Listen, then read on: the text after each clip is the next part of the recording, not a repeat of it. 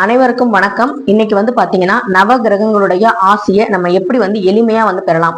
இதுல நிறைய பேருக்கு பாத்தீங்கன்னா நம்ம சொல்ற விஷயங்கள் நிறைய பேர் செஞ்சுக்கிட்டு இருப்பீங்க. ஆனா எதனால நம்ம செய்யறோம், நம்ம செய்யறதுனால எந்த கிரகத்தோட ஆசை நமக்கு கிடைக்குது அப்படின்னு சில பேருக்கு தெரியாம இருக்கலாம். அதை தான் இந்த வீடியோல நம்ம தெரிஞ்சுக்க போறோம். தெரிஞ்சு செய்யும் போது அதனுடைய பலனும் நமக்கு அதிகரிக்கும். அதே மாதிரி இன்னமும் நம்ம ஆத்மார்த்தமா செய்வோம். ஸோ பாத்தீங்கன்னா நம்ம எதார்ச்சியா பாத்தீங்கன்னா பஸ்ல போயிட்டு இருப்போம். ஒருத்தவங்க வயசானவங்க வராங்க, எந்திரிச்சு அவங்களுக்கு இடம் கொடுக்குறவங்க பாத்தீங்களா, அதுவே பாத்தீங்கன்னா ஒரு பெரிய விஷயம் தான். அதற்கான பலன் கூட நமக்கு நல்லபடியா கிடைக்கும். அதே மாதிரி பாத்தீங்கன்னா ஒரு நாய்க்குட்டியோ இல்ல ஒரு பூனைக்குட்டியோ ரோட்ல அடிபடுற மாதிரி இருக்கு, அது காலில் முள்ளு தச்சிருக்கு, அதை நம்ம காப்பாத்தி அது குறிப்பிட்ட இடத்துல நல்ல இடத்துல சேர்க்கிறோம் பாத்தீங்களா, அவர் உயிரை காப்பாத்திருக்கோம். ஸோ பாத்தீங்கன்னா அது ஒரு பெரிய பலன். நம்ம இது எல்லாமே நிறைய பேர் செஞ்சுக்கிட்டு தான் இருப்போம். ஆனா இதற்குரிய பலனும் அந்த கிரகங்களுடைய ஆசி இது செய்யறதுனால எப்படி கிடைக்குதுங்கிறதா இந்த வீடியோல பார்க்க போறோம். ஸோ வீடியோவை ஸ்கிப் பண்ணாம பாருங்க. ஏன்னா கோள்கள் இல்லைன்னா நாள்களே கிடையாது. அந்த மாதிரி கோள்களோட இயக்கம் நம்ம பூமிக்கு ரொம்ப ரொம்ப முக்கியம். அதனால பாத்தீங்கன்னா நவ கிரகங்களை வணங்கும் போது எல்லா கடவுள்களையும் வணங்கின பலன் நமக்கு கண்டிப்பா கிடைக்கும். இந்த நவ கிரகத்தை பாத்தீங்கன்னா ஒவ்வொரு கிரகத்துக்கும் ஒவ்வொரு கடவுள் அதிபதியா இருப்பாரு. இப்ப செவ்வாய்னு எடுத்துக்கிட்டீங்கன்னா அதுக்கு முருகன், புதன் எடுத்துக்கிட்டீங்கன்னா அதுக்கு விஷ்ணு அதிபதியா இருப்பாங்க.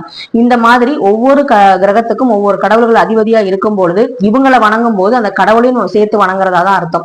சோ பாத்தீங்கன்னா செவ்வாயையும் முருகனையும் பிரிக்க முடியாதுங்கிற மாதிரி இந்த கிரகத்தோட நம்ம விஷயங்களை தெரிஞ்சுக்கிட்டு நம்ம பண்ணும்போது நிறைய நல்ல நல்ல மாற்றங்கள் நம்ம வாழ்க்கையில நடக்கும். சோ வீடியோவை ஸ்கிப் பண்ணாம பாருங்க. அப்பதான் நான் சொல்ற கருத்துக்கள் முழுமையா உங்களை சேரும். ஃபர்ஸ்ட் நவகிரகங்கள்ல பாத்தீங்கன்னா இருக்கிறது யாருன்னு நம்ம எல்லாருக்குமே தெரியும். சூரியன், அதாவது ஞாயிறு. முதல் வாரத்துல முதல் நாளே ஞாயிறு அன்னைக்கு சூரிய வழிபாடு செய்யறதுங்கிறது ரொம்ப ரொம்ப நல்லது. இவரோட ஆசை நமக்கு எப்படி கிடைக்கும் அப்படின்னு பாத்தீங்கன்னா, சூரியனுக்கு பாத்தீங்கன்னா நிறைய அன்னதானம் செய்யறது ரொம்ப ரொம்ப பிடிக்கும். அதனால யாரெல்லாம் அன்னதானத்துக்கு நீங்க செலவு செய்றீங்க, யாரெல்லாம் அன்னதானம் பண்றீங்க, இல்லாதவங்களுக்கு அதாவது ஏழை மக்களுக்கு மருத்துவ செலவுக்கு, பசிக்கு நீங்க உணவு கொடுக்குறீங்க, மருத்துவ செலவுக்கு பணம் தரீங்க அப்படின்னா உங்களுக்கு கண்டிப்பா பாத்தீங்கன்னா சூரிய பகவானுடைய ஆசை பரிபூர்ணமா கிடைக்கும். சோ பாத்தீங்கன்னா முதல்ல நம்ம சிவபெருமானுக்கு அன்னாபிஷேகம் பண்றோம் இல்லையா, அந்த அன்னாபிஷேகம் பண்றதே பாத்தீங்கன்னா சின்ன சின்ன உயிர்களுக்கு கூட பாத்தீங்கன்னா உணவு அன்னைக்கு கிடைக்கணுங்கிறதுக்காக தான் அந்த அபிஷேக பிரசாதத்தை ஆத்துல கொண்டு போய் விடுவாங்க. அங்க வாழ்ற மீன்களுக்கும் உணவா கிடைக்கணும் அப்படிங்கிறதுக்காக தான் அதை செய்வாங்க. சோ பாத்தீங்கன்னா எந்த ஒரு உயிரும் பசியோட இருக்கக்கூடாதுன்னு நினைக்கிறது தான் பாத்தீங்கன்னா சிவபெருமானுக்கு நம்ம அன்னாபிஷேகம் பண்றோம்.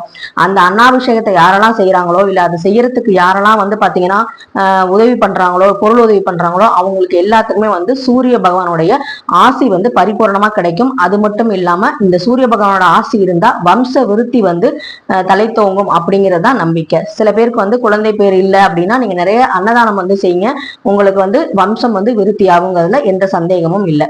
அடுத்தது பாத்தீங்கன்னா ரெண்டாவது நம்மளுடைய திங்கள், அதாவது சந்திர பகவான். மனசு தெளிவா இருக்கிறதுக்கு முக்கியமான காரணம் சந்திர பகவான் தான். இந்த சந்திர பகவான் பாத்தீங்கன்னா பௌர்ணமி அன்னைக்கு பாத்தீங்கன்னா முழு நிலவாகவும் அமாவாசைக்கு ரொம்ப இருளாவும் தேய்ந்து போயிருப்பாரு. அதனாலதான் சில பேர் பாத்தீங்கன்னா அமாவாசை சமயத்துல ரொம்ப ஆக்ரோஷமா இருப்பாங்க. சில பேர் பாத்தீங்கன்னா கோவப்படுவாங்க.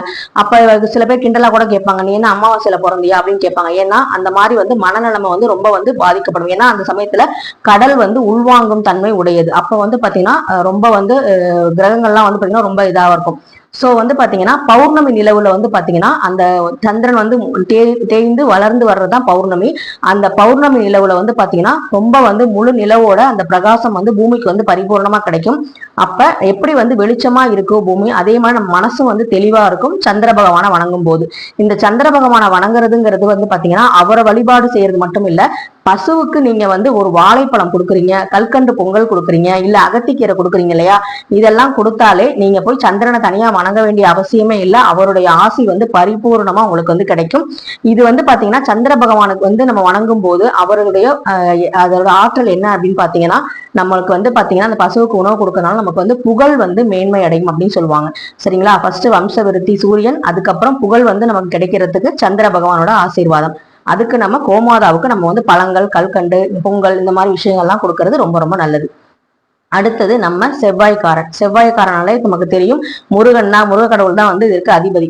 ஸோ முருகனை வணங்கினாலே எல்லா கோள்களும் நமக்கு வந்து வழிவிடும், நல்லபடியா வந்து எல்லாமே நடக்குங்கிறதுல எந்த சந்தேகமும் இல்லை. அந்த மனையை வந்து தொட்டு வணங்குறது, இப்ப நம்ம வந்து நிலைவாசல் பூஜை வந்து பண்றோம் பார்த்தீங்களா, அப்ப வந்து நம்ம நிலைவாசல் என்ன பண்ணுவேன், நான் தொட்டு கும்பிடுவேன். அதே மாதிரி வாடகை வீட்டுல இருக்கும் போதும் மஞ்சள் எல்லாம் தடவி நான் வந்து பொட்டு வச்சு, நான் சொந்த வீடு மட்டும் இல்ல வாடகை வீட்லயும் இப்படிதான் பண்ணியிருந்தேன். அங்க வந்து நான் வந்து நம்ம விழுந்து கும்பிடுறது, பூமியை வந்து தொட்டு நமஸ்காரம் பண்றது. இதை விட குறிப்பா வந்து பாத்தீங்கன்னா பரதநாட்டியம் ஆடுற கலைஞர்களுக்கு தெரியும், பரதநாட்டியம் ஆடுறவங்க ஃபர்ஸ்ட் வந்து நமஸ்காரம் பண்ணுவாங்க. அப்ப வந்து பாத்தீங்கன்னா பூமியை தொட்டு வணங்குவாங்க. அதுக்கு என்ன அர்த்தம் அப்படின்னா, பூமாதேவியை நம்ம வந்து மிதிச்சு ஆடுறோம், பூமாதேவிக்கு வலிக்கும், அதனால வந்து பாத்தீங்கன்னா நான் வந்து உன்னை மிதிச்சுதான் நான் ஆட போறேன், இந்த ஆடல் கலை எனக்கு சிறப்பா வரணும், சோ வந்து பாத்தீங்கன்னா என்னை வந்து பொறுத்துக்கோ, என்னை வந்து தாங்கி நீ தான் பிடிக்கணும் அம்மா அப்படின்னு சொல்லி நம்ம வந்து முதல்ல பூமாதேவிக்கு வணக்கம் சொல்லிட்டு தான் வந்து பாத்தீங்கன்னா நம்ம வந்து நடனக்கலையை தொடங்குவாங்க. அதே மாதிரி பூமி பூஜை போட்டதுக்கு அப்புறம் தான் வீடு கட்ட ஆரம்பிப்போம். ஸோ பூமிங்கிறது ரொம்ப ரொம்ப மரியாதை செலுத்த வேண்டிய ஒரு விஷயம். அது மட்டும் இல்லாம பூமியை தொட்டு நம்ம வணங்குறோம், அந்த மனையை நம்ம இருக்கிற மனையை தொட்டு வணங்கும் போது செவ்வாயோட ஆசி வந்து நமக்கு பரிபூர்ணமா கிடைக்கும். அப்படி செவ்வாய் பகவானோட ஆசி நமக்கு கிடைக்குதுங்கும் போதே நமக்கு வந்து வீடு மனை நல்லபடியா அமையும். அதே மாதிரி முருகனோட ஆசையும் நமக்கு பரிபூர்ணமா கிடைக்கும். சோ இந்த செவ்வாய் பகவானை வந்து நம்ம வணங்கும் போது சகல சௌபாக்கியங்களும் நமக்கு வந்து கிடைக்க போகுது. அடுத்தது புத பகவான். புத பகவானாலே நமக்கு தெரியும் கல்விக்கு வந்து உரிய நாள் இந்த புத பகவான். இந்த புத பகவானுடைய கடவுள் வந்து அதிபதி யாருன்னு பாத்தீங்கன்னா விஷ்ணு பகவான் தான். சோ பெருமாளோட ஆசையும் நமக்கு பரிபூர்ணமா கிடைக்கும். புதன் வந்து சொல்லுவாங்க பொண்ணு கிடைச்சாலும் புதன் கிடைக்காது அப்படின்னு சொல்லுவாங்க. சோ அப்படிப்பட்ட அந்த புத பகவானை நம்ம வழிபாடு செய்யறதுங்கிறது ரொம்ப ரொம்ப நல்லது. அது மட்டும் இல்ல, புதன் பகவானை நீங்க தனியா போய் வழிபட தேவையில்லை. நீங்க வந்து ஏழை குழந்தைகளுக்கு ஏழை மாணவர்களுக்கு படிப்புக்கு செலவு பண்றீங்க, படிப்புக்கு வந்து உதவி பண்றீங்க அப்படின்னாலே அவங்களுடைய ஆசி வந்து உங்களுக்கு பரிபூர்ணமா கிடைக்கும். சோ வந்து பாத்தீங்கன்னா நிறைய பேர் வந்து படிப்பு உதவின்னு கேட்டாலே நிறைய பேர் வந்து ஹெல்ப் பண்ணுவாங்க. இந்த மாதிரி நம்ம வந்து செய்யறதுனால நமக்கு வந்து புத பகவானோட ஆசி தானாவே கிடைக்கும். சோ வந்து பாத்தீங்கன்னா இந்த விஷயத்த நம்ம பண்ணணும். அது மட்டும் இல்லாம தொழில்ல வந்து மேன்மையடைறதுக்கு புதன்கிழமை அன்னைக்கு நீங்க வந்து அன்னதானம் பண்ணலாம். இல்லைன்னா வந்து புதிய ஆடைகள், அதாவது வஸ்திர தானம்ங்கிறது பண்றது ரொம்ப ரொம்ப நல்லது. அடுத்தது நமது குரு பகவான். குருனாலே நமக்கு தெரியும் நமக்கு வந்து கற்றுக் கொடுப்பவர், சொல்லிக் கொடுப்பவர். குருவை வந்து அவமதிச்சா அதை விட பெரிய பாவம் எதுவுமே இல்லை. இப்ப இருக்க பிள்ளைகளை பத்தி நீங்களே தெரியும், நம்ம எப்படிலாம் வந்து குருவை வந்து மதிக்கிறோம், சொல்லித்தரவங்களுக்கு என்னெல்லாம் நம்ம பண்றோம், எப்படி வந்து நம்ம கமெண்ட் பண்றோம், எப்படி வந்து அவங்களை கிண்டல் பண்றோம் அப்படின்னு சொல்லி. இப்ப ஒரு விஷயத்த வந்து நம்ம கத்துக்கிறோம். இப்ப நான் வந்து சொல்றேன் அப்படின்னா இந்த விஷயத்த உங்களுக்கு பிடிக்கலன்னா விட்டுறணும். அதை விட்டு தேவையில்லாம நம்ம கமெண்ட் பண்ணக்கூடாது. அவங்கள வந்து அவமதிக்கிறதுங்கிறது நம்ம வந்து தவறான செயல். ஆனா தப்பா பண்றவங்கள நம்ம வந்து தட்டி கேட்கலாம். சரியா விஷயங்கள் சொல்லும் போதே வேணும்னு நம்ம கிண்டல் பண்றது, குரு வந்து இப்ப பாடம் நடத்திட்டு இருக்காங்க அப்படின்னா அவங்களை பத்தி கிண்டலா பேசுறது, இந்த மாதிரி விஷயங்கள்லாம் நம்ம பண்ணும்போது குருவை வந்து அவமதிக்கிற மாதிரி ஒரு செயல். அந்த விஷயங்கள் நம்ம பண்ணவே கூடாது. அந்த மாதிரி பண்ணும்போது அது ரொம்ப ரொம்ப பாவமான ஒரு செயல். அது மட்டும் இல்லாம இந்த வியாழக்கிழமையில நீங்க வியாழக்கிழமைன்னு இல்லை, அதாவது குரு பகவானோட ஆசி வந்து நமக்கு கிடைக்கணும் அப்படின்னாலே நீங்க வந்து யாராவது புண்ணிய யாத்திரைக்கு போறாங்க, அதே மாதிரி ஒரு குரு வந்து கஷ்டப்படுறாங்க, உங்களுக்கு சொல்லி கொடுத்த ஆசிரியர் வந்து கஷ்டப்படுறாங்க அப்படின்னா அவங்களுக்கு நீங்க உதவி பண்றீங்க. அதே மாதிரி புண்ணிய யாத்திரை இந்த காசி ராமேஸ்வரம் எல்லாம் போறாங்க இல்லையா, அந்த மாதிரி போகும்போது அவங்களுக்காக முடியல அப்படின்னா நீங்க பண உதவி கொடுக்குறீங்க அப்படின்னா அந்த குரு பகவானோட ஆசி, வியாழனோட ஆசி நமக்கு பரிபூர்ணமா கிடைக்கும். அடுத்தது சுக்கிரன். சுக்கிரன் இருந்தாலே நமக்கு தெரியும் எல்லாமே வந்து நமக்கு கிடைச்ச மாதிரிதான். மகாலட்சுமி தாயார் ஓடோடி வருவாங்க. மகாலட்சுமி வந்தாலே பெருமாளும் வந்துருவாரு. சோ வந்து திருமகளும் சேர்ந்து நமக்கு வந்து ஆசீர்வாதம் பண்ணுவாங்க. யாருன்னா சுக்கிரன் இருந்தா. சுக்கிரனோட அந்த ஆசி கிடைக்கணும் அப்படின்னா நமக்கு இருக்க அந்த சுக்கிரதோஷம் எல்லாம் போகணும். அப்படின்னா என்ன பண்ணுவாங்கன்னா, இது ஒரு சின்ன பரிகாரம் தான். நம்ம நைட்டு வந்து பாத்தீங்கன்னா படுக்க போகும்போது நம்ம தலைக்கு பின்னாடி தலையில அந்த தலைக்கு பின்புறம் வந்து பாத்தீங்கன்னா ஒரு டம்ளர், கரண்டி டம்ளர்ல நம்ம வந்து ஒரு டம்ளர் தண்ணி வச்சுக்கணும். அந்த தண்ணியை வந்து காலையில எழுந்திருச்சு அந்த துளசி செடிக்கோ இல்ல தொட்டா செடிங்கன்னு ஒரு செடி இருக்கும், அது வந்து பாத்தீங்கன்னா தொட்டா வந்து அப்படி சுருங்கிக்கும், அந்த செடிக்கோ வந்து நம்ம ஊத்தலாம். துளசி செடிக்கு எல்லா வீட்லயுமே இருக்கும், அதனால அதுல ஊத்துறது ரொம்ப ரொம்ப நல்லது. சோ வந்து பாத்தீங்கன்னா இந்த மாதிரி வந்து சின்ன பரிகாரம் தான். இந்த மாதிரி நம்ம செய்யும் போது நமக்கு சுக்கிர தோஷம் எதுவும் இருந்தா அது வந்து நீங்கி சுக்கிரனோட ஆசி வந்து கண்டிப்பா கிடைக்கும். சுக்கிரனோட ஆசி இருந்தாலே திருமகளின் ஆசையும் பரிபூர்ணம் நமக்கு வந்து கிடைக்கும்.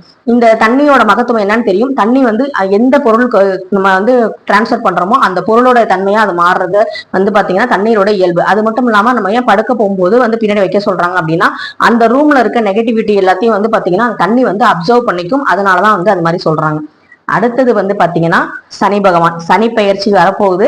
சனி பகவானால எல்லாருக்குமே ஒரு பயம் தான். ஏன்னா அவரு ரொம்ப கண்டிப்பானவர். மத்தவங்களை கூட ஏமாத்திடலாம், ஆனா சனி பகவானை ஏமாத்தவே முடியாது அப்படிங்கிறது எல்லாருக்குமே தெரியும்.